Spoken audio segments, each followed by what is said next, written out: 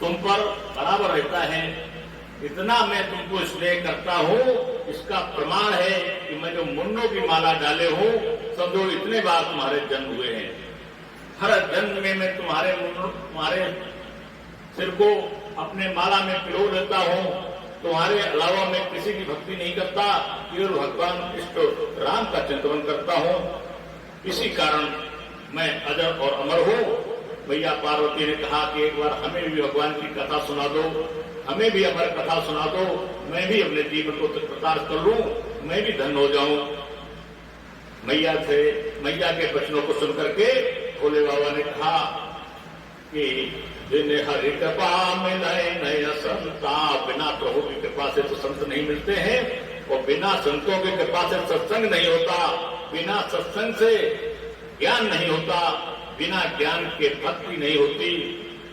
और तुम्हें ऐसा लग रहा है सत्संग की प्रेरणा कहीं से मिली है, तो अमर कथा को ध्यान से सुनो, और इसके सुनने मात्र से सारे भवबंधन समाप्त हो जाते हैं। जीवन में दूसरा दोबारा जन्म नहीं लेना पड़ता है। भैया पार्वती ने कहा मैं अवश्य सुनूंगी, हर बार मरने से तो अच्छा है मैं अपने प्राणों का परित्याग कर दूं, मैं ऐसा अमर कथा को सुन लूं। भगवान शंकर ने कहा ठीक है, लेकिन एक ध्यान रखो, कोई दूसरा शख्स ने अगर कहीं अमर कथा सुन ली तो वो अमर हो जाएगा, और जब कोई दुष्ट अमर हो जाए, सज्जन अमर हो जाए तो कोई बात नहीं, दुष्ट अमर हो गया तो अनाचार हो जाएगा। भैया पार्वती का उपाय बताएं।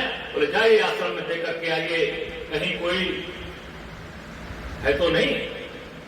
इधर भगवान ने 3 बार अपनी तेजी से ताली का उद्घोष किया, ताली बजाई, उस ताली की गड़गड़ाहट को सुनकर के जितने जीव जंतु थे आश्रम से सारे भाग लिए।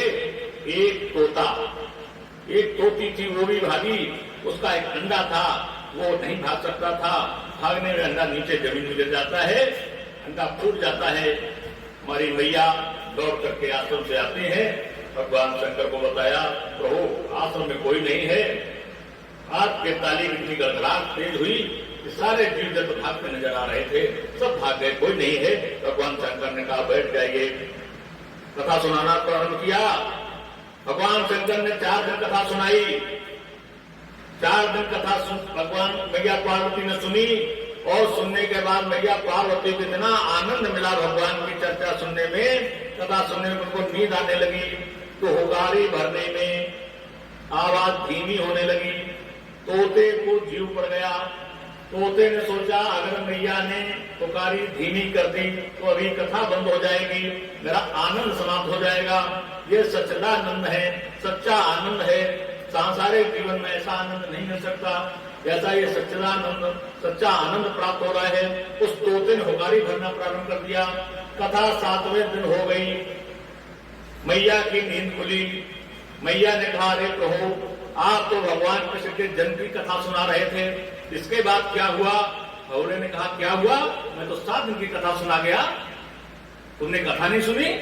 मैया ने कहा मेरे को नींद आ गई, मैं सो गई, सो के जागी तो भगवान कृष्ण और सुदामा के चरित्र की कथा सुनने लगी। बीच में क्या हुआ? भगवान शंकर ने कहा निश्चित कोई दूसरा व्यक्ति था जो हुकारी भर रहा था तुम्हारी जगह, तेजी से आया और भगवान शंकर ने त्रिशूल लिया, दौड़ पड़े। कौन है जिसने मेरी कथा को सुन लिया? तोता ने देखा भगवान शंकर बड़े क्रोध में त्रिशूल को लेकर के आ रहे हैं, दौड़ पड़ता है, दौड़ता दौड़ता दौड़ता दौड़ता सब रह जाता है, कहीं उसको शरण नहीं मिलती है। भगवान शंकर भी पीछा किए हुए हैं। देखा वेद व्यास जी की पत्नी पूजन करके आचमन जमुआई ले रही थी। तोते ने कहा इससे अच्छा अवसर नहीं मिलेगा। जैसे जमुआई में मुंह खोला वैसे तोता प्रवेश कर गया। जैसे तोता प्रवेश कर गया, क्योंकि स्त्री का मामला था, भगवान शंकर रुक गए, गृह के अंदर प्रवेश नहीं किया, त्रिशूल लेकर के वहीं बाहर खड़े हो गए। जब वेद व्यास जी लौट करके आते हैं तो भगवान शंकर का बंधन किया, कारण पूछा भगवान इतने समय? बोले अरे तुम्हारे घर में मेरा चोर है, मेरा चोर निकालो। भगवान शंकर से कहा वेद व्यास जी ने कि हम आपके चोर को कैसे निकाल सकते हैं? अरे आप तो अंतर्यामी हैं, सर्वज्ञ व्याप्त है, आप चोर कहाँ ठहर सकता है। आप अपने चोर को देख लें, हमारी कुटिया में कहीं भी वो ले लें। बोले नहीं, वो प्रवेश कर गया।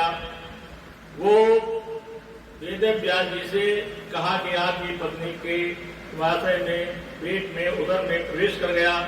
अब ये निकलने वाला नहीं है जब तक आप नहीं चाहेंगे। हमारे इस चोर को निकालिए, मैं इसका वध कर दूंगा। इसने अमर कथा को सुन ली है। वेद व्यास जी ने कहा, प्रभु जिसने अमर कथा सुन ली उसको कौन मार सकता है। भगवान शंकर ने कहा, कुछ भी हो, मैं अपने नियम तोड़ दूंगा, मैं इसे मार दूंगा।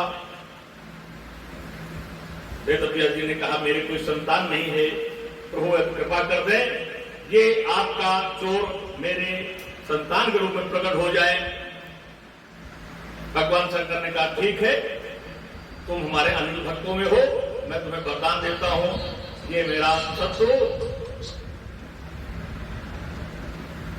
तुम्हारे यहां पुत्र के रूप में प्रकट होगा। काफी समय हो गया, 12 वर्ष हो गए, जन्म नहीं हुआ उस तोते का।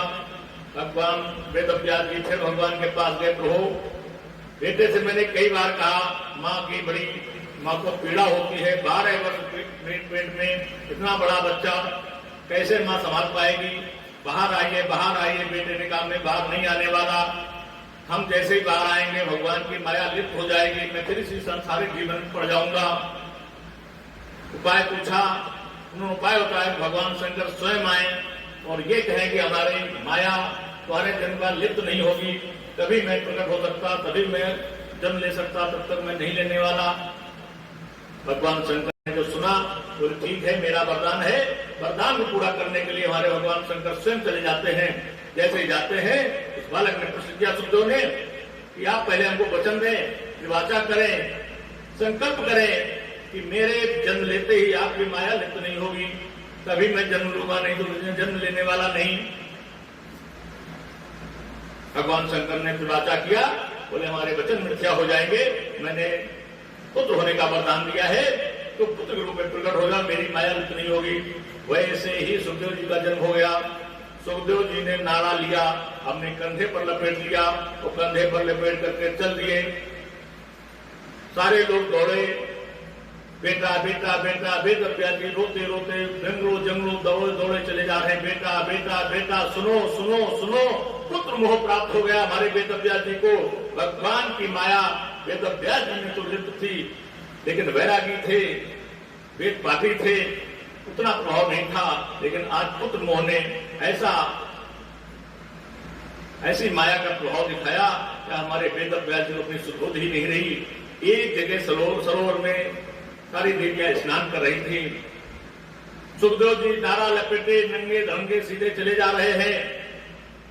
देवियों ने देखा, देवियों ने कहा, ये देखिए, औघर का जन्म हुआ है, अवधूत का जन्म हुआ है, ब्रह्म का जन्म हुआ है।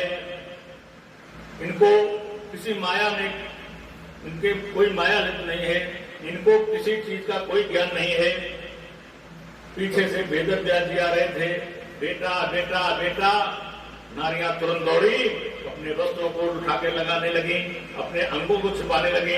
वेद व्यास जी से कहा, अरे ऋषि, तुमको शर्म नहीं आती? हम लोग यहाँ स्नान करते हैं, आप बेटा बेटा करते हुए सीधे दौड़ते चले जा रहे हैं। वेद व्यास जी रुक जाते हैं, कहते हैं, देवी, हमारा उद्देश्य, हमारा स्नेह, हमारा नेत्र सब केवल मेरे बेटे को देख रहा है, इधर उधर किसी को नहीं देखता है, और मैं तो बेटे पुत्र मोह में दौड़ा चला जा रहा हूं, और मेरी ये अवस्था देखो। देवियों ने कहा, पुत्र मोह है, ये बात सही है। हमारे वेद व्यास जी वापस आ जाते हैं, वेद मंत्रों का शिष्यों को ज्ञान दिया, शिष्यों को मंत्र सिखाए, और शिष्य जाकर के जंगलों में अपने मंत्रों को उच्चारण करते हैं। हमारे सुखदेव जी उन मंत्रों को सुनते हैं, बड़े प्रसन्न हो जाते हैं। प्रसन्न होकर के उन शिष्यों से कहते हैं, हमें ये मंत्र सिखाइए, ये श्लोक सिखाइए। किसने तुमको बताया? शिष्यों ने बताया, हमारे वेद व्यास जी ने, हमारे गुरु हैं, उन्होंने श्लोकों को सिखाया है। सुखदेव जी आते हैं, वेद व्यास जी को गुरु के रूप में देखते हैं, और उनसे सारा ज्ञान प्राप्त करते हैं, शिक्षा प्राप्त करते हैं। उन्हीं सुखदेव जी ने सर्वप्रथम हमारे परीक्षित को श्रीमद् भागवत कथा सुनाई। वही एक अमर कथा है। तो जिसको संत कृपा नहीं करते हैं, प्रभु कृपा नहीं करते हैं, वो भागवत या राम कथा या प्रभु चर्चा नहीं सुन पाते हैं। हमारी मैया पार्वती ने भी अमर कथा को नहीं सुन पाया। इसका कारण ये मानस, ये वेद, ये शास्त्र बताते हैं कि जिस पर प्रभु की ही कृपा होती है उसी को संत समागम मिलता है, सत्संगति मिलती है, प्रभु की कृपा मिलती है। स्वयं भगवान शंकर की अर्धांगिनी मैया पार्वती को कथा सुनने का सौभाग्य वो नहीं हो पाया। तो ये वेद शास्त्र यहाँ ये प्रमाणित कर देते हैं कि प्रभु की कृपा, सत्संग तभी मिलता है जब हर की कृपा होती है। इन्हीं शब्दों में समय हमारा हो गया, आप लोगों का भी समय निश्चित है, बस यहीं विश्राम करते हैं और अगली बार